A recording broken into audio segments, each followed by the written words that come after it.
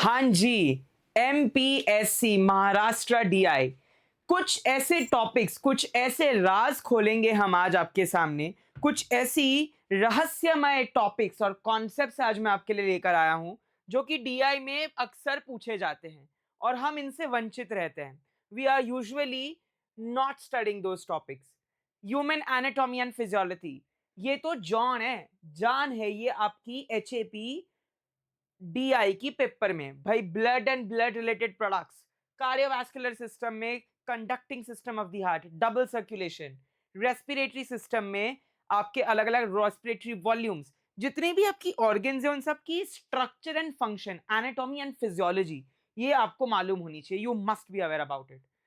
Nervous system, excretory and endocrine, जितने भी आपके बॉडी में सिस्टम्स है, lymphatic, endocrine, dermal, reproductive, respiratory, renal, जितने भी integumentary system, central nervous system, autonomic nervous system, peripheral nervous system, cardiovascular system, जितने भी 11 सिस्टम्स आपके बॉडी में हैं, इन सभी के organs, stomach, liver, lungs, intestine, kidney, जितने भी ऑर्गन्स हैं सभी के स्ट्रक्चर और फंक्शंस, एंजाइम्स कहाँ किसकी कौन सी है, ये सब आपको मालूम होनी चाहिए। जब मैं बात करता हूँ पैथोफिजियोलॉजी की, जी हाँ, पैथोफिजियोलॉजी में आपकी ट्यूबरकुलोसिस, मलेरिया, एचआईवी, एड्स, ये एक ऐसा कॉन्सेप्ट है, infectious disease, TB, malaria, HIV, AIDS, sexually transmitted disease, lifestyle disorders and metabolic disorders like diabetes, hypertension, ये टॉपिक्स पे जरूर क्वेश्चन आते हैं। कैसे होता है, कुछ रास सिस्टम, सिंपैथेटिक ओवर एक्टिवेशन, कुछ ना कुछ कहीं ना कहीं से, प्लाज्मोडियम वाइवैक्स के जो दो होस्ट है, sexual asexual, primary host, secondary host, पूछ लेते हैं डियर। आपने ये मालूम होने चाहिए। फार्माकोलॉजी, फार्माकोलॉजी से काइनेटिक्स पे काफी फोकस करते हैं। एडीएमई, कोई मेटाबोलाइट हो, कोई स्पेसिफिक एब्जॉर्प्शन का मैकेनिज्म हो, डिस्ट्रीब्यूशन, जैसे क्लोरोक्विन का काफी अच्छा वॉल्यूम ऑफ डिस्ट्रीब्यूशन है। एक्सक्रीशन में अगर कोई बाइल रूट से एक्सक्रीट हो रहा है। आपको मैं 5 ऐसे कैटेगरीज बताऊंगा जो आपको याद रखने हैं amongst the pharmacology. Anti cancer, anti microbials, अब माइक्रोबियल में फंगल, वायरल, मलेरियल, मायोटिक्स सब आ जाएंगे। Cardiovascular system, central nervous system और ऑटोनॉमिक नर्वस सिस्टम, ये 5 टॉपिक के antidotes, ADR, clinical interactions, mechanism and classification. जी हाँ, एमओए, क्लासिफिकेशन, एडीआर, एंटीडोट्स और ड्रग इंटरैक्शंस, ये सभी आपको मालूम होने चाहिए फार्माकोलॉजी के इन टॉपिक्स से। कोएगुलेंट्स, एंटीकोएगुलेंट्स, नसेड्स, ये कुछ और इंपॉर्टेंट टॉपिक्स है। टॉक्सिकोलॉजी, अब सर टॉक्सिकोलॉजी तो हम पढ़ते नहीं अलग से, बट टॉक्सिकोलॉजी से प्रश्न आते हैं माय डियर।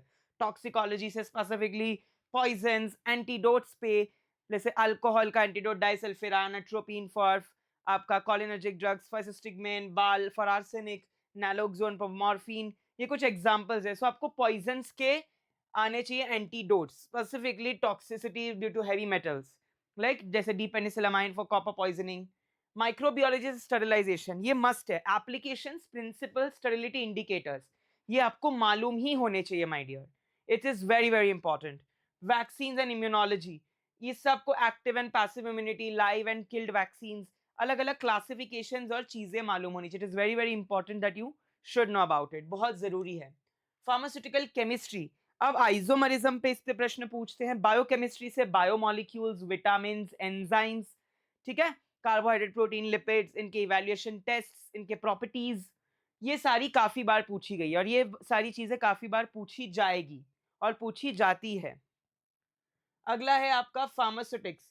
फार्मास्यूटिक्स में आपका बायो अवेलेबिलिटी और बायो इक्विवेलेंस। इक्विवेलेंस जो है फार्मास्यूटिकल होता है, थेराप्यूटिक होता है, केमिकल होता है, बायो इक्विवेलेंट होते हैं।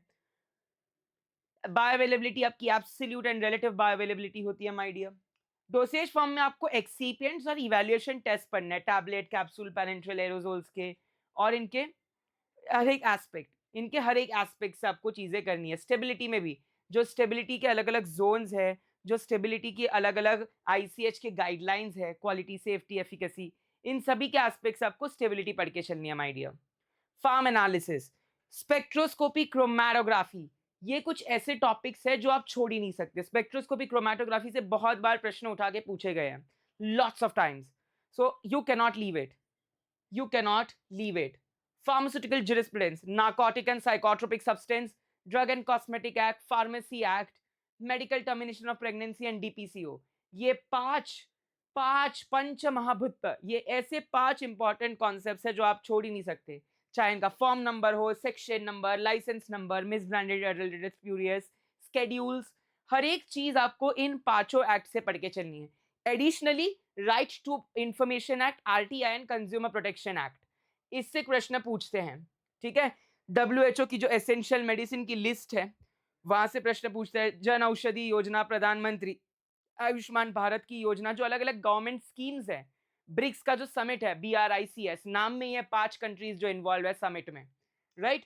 नेशनल हेल्थ प्रोग्राम्स के बारे में, national vector borne disease control programme, national tobacco control programme, national malarial control programme, national eradication programmes, सारे के सारे आपको मालूम होनी चाहिए। रिसेंटली कोई ड्रग्स अप्रूवल हुए हैं तो उसके बारे में information. Reasoning aptitude, non pharma के बारे में मैंने बहुत बार बताया, direction based, blood relation based, puzzle, percentage, interest, right, syllogism, Venn diagram, बहुत अलग अलग प्रकार के प्रश्न आते हैं। वर्क डन, तो आपको इन सभी की तैयारी तगड़ी करके चलनी है और अच्छी करके चलनी है माय डियर, बहुत ही ज्यादा जरूरी है ये। सो ये आपको बनना सुपर हाई हिल टॉपिक्स, यानी कि coagulant, any coagulant, malaria, HIV, TB, ये कुछ ऐसे टॉपिक्स हैं जिन पे शॉर्ट शॉर्ट क्वेश्चन आते हैं। आप अगर पिछले साल के पेपर उठा के पटक ले तो इस पे प्रश्न बहुत बार पूछे गए हैं। तो इस तरीके से सिलेबस को ब्रेक डाउन करके आपके पास शायद ही कोई लाएगा। जी हाँ, इतनी डिटेल्ड में मैंने एक्सप्लेनेशन दिया है क्योंकि बहुत सारे लोग आपको टॉपिक्स बता देंगे और वहीं छोड़ देंगे। भाई उस टॉपिक के अंडर भी जो सब टॉपिक्स है वो भी तो करने हैं। तो अब वो मैंने आपके लिए लाए हैं based on the PYQ analysis of DI, क्योंकि DI के पेपर इतने जल्दी मिलते नहीं है। तो महाराष्ट्र DI 2015 का जो हुआ था, कुछ DI 2013 वाला, कुछ कुछ मैंने टॉपिक्स पेपर्स उठा के ये क्वेश्चन बनाए हैं। So wishing you all good luck. हमारे चैनल के साथ ऐसे ही जुड़ते रहिए, पयाम सर के साथ सीखते रहिए। Wishing you all the best for your preparations.